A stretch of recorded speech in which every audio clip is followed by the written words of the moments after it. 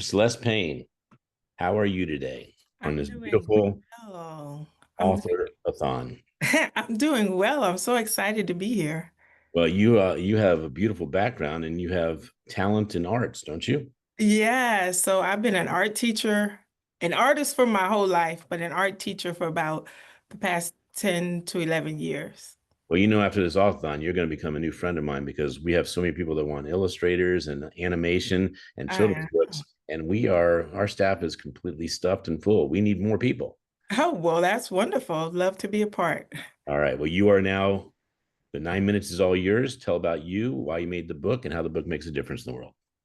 Yeah, so my book is called the All About Juneteenth Dictionary, and I wrote this book it was a complete accident. I won't say accident because I don't believe in accidents, but it was a complete um, chance meeting. I was in Jacksonville, Florida, September of 2023. I was at a conference. I was speaking actually on AI and helping people in ministry use AI to enhance their ministry and their work. And on my way back, my flight got canceled. So I was at a hotel and I met a lady there who was an Amazon. She was one of the top 5 Amazon romance novelists. And she told me, "Oh, you just came from church, so don't look up my books."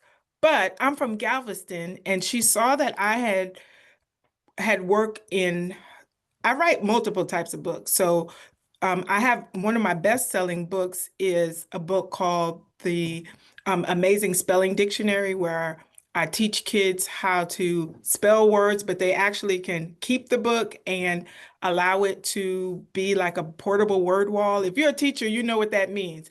That means that the kids don't keep asking you, how do you spell this and how do you spell that? They have the words in their book and it gives them the power back. So I showed her that book and she was like, "Hey, you should write a book about Juneteenth. I'm from Galveston and there's not enough books about Juneteenth." So I went ahead and did some research and I found out that most of the books about Juneteenth were books that were historical fiction books. And, they were telling a nice story, but I wanted to make sure that I added more facts, more details. And so instead of coming from a historical fiction direction, I came in a dictionary direction.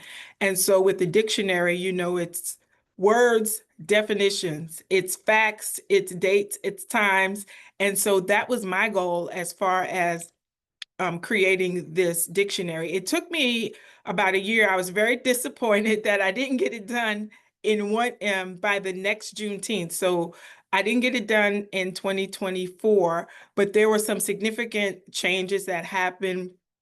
One of the Congress women who was a part of fighting for the Juneteenth holiday, she passed away that July. So I was able to actually update the book and represent her accurately, seeing that she had passed away. But I wanted to make sure that you knew how this book is formatted and how it can help you if you're a teacher or a concerned parent or just someone in your community that is interested in learning more about Juneteenth, and how do you actually present a very complex historical event or a series of events, because Juneteenth is not um, isolated, but it is connected to a whole series of other things that happened in American history. And so I wanted to talk about the format of the book and let you know how it's formatted. So it's designed to be accessible to your children. And so I did write it. I teach middle school. And so I wrote it to like those tweens or almost teens so that they could get knowledge of their history. I know for me, some of the information I didn't know about Juneteenth until I started reading and doing my research. So it's more of a dictionary, so they can actually go to terms. If they see a name of a person, they can actually go and look up that person. Um, and it does the key terms, the people, the places that are connected to Juneteenth and the broader story of freedom in America. So one of the things that I found out when I was writing the book is that the Emancipation Proclamation did not free all enslaved people. There were certain pockets that the Emancipation Proclamation didn't apply to. And so I think that's important to know, because I know, as far as what I've learned in history, was the Emancipation Proclamation was written, everyone was free. And I really grew up not really knowing much about Juneteenth. So if you don't know about Juneteenth, I'll share just a brief history. It marks the end of slavery in the United States for most people, right? So in 1863, President Abraham Lincoln wrote the Emancipation Proclamation to actually take place on January the 1st, right?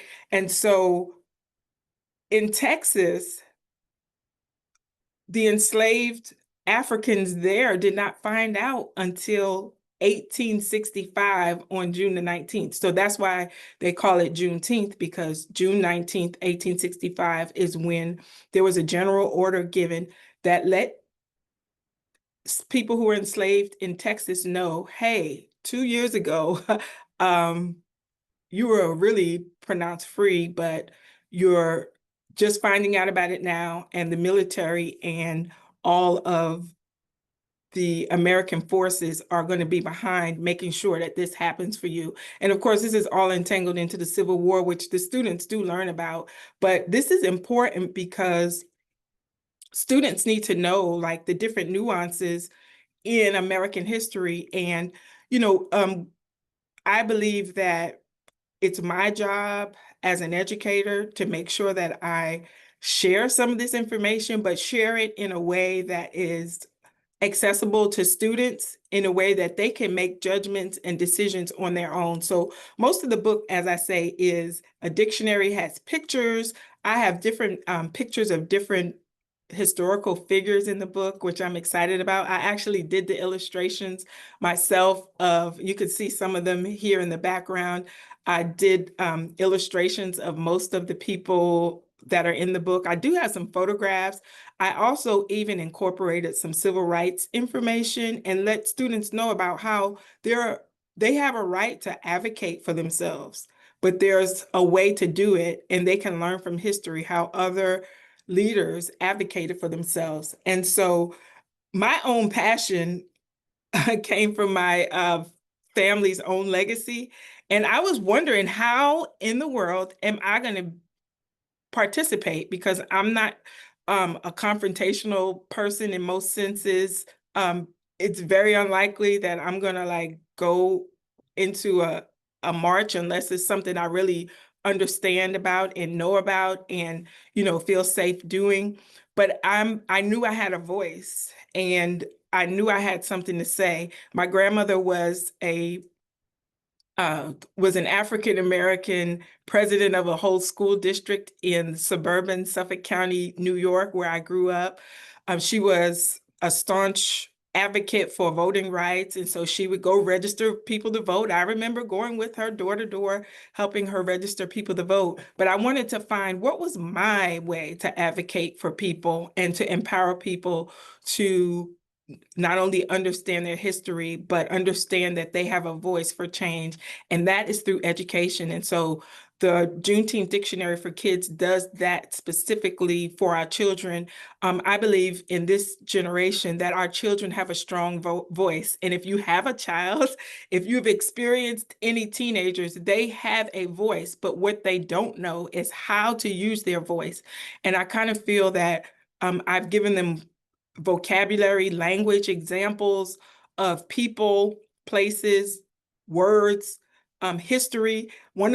To be able to advocate for themselves. One of the things that I love about this book is I was able to access the archives from the US government archives to show pictures of people who had Juneteenth celebrations in the past. And so I'm excited about this book. I'm expecting it to change lives. I'm expecting it to empower teachers, students, and communities to grow and to really stand up for what they believe in, because I don't believe that you can really heal forward or move forward if you don't understand history. And I believe I've broken it down in a way that is palatable, accessible, and able to be reused and used as fuel for the future. Well, thank you, Dr. Celeste Payne. We are excited to have you part of the Author-a-thon. And how can people reach you real quick? So you can reach me at drcelestepayne.com. That has everything about me, because I'm not just like I say, I mostly write about inspirational and faith-based stuff. This just happened to be what I call a God opportunity to meet this lady in the hotel. And you can also check out the book. If you can scan that QR code, it has a link for you to purchase the book.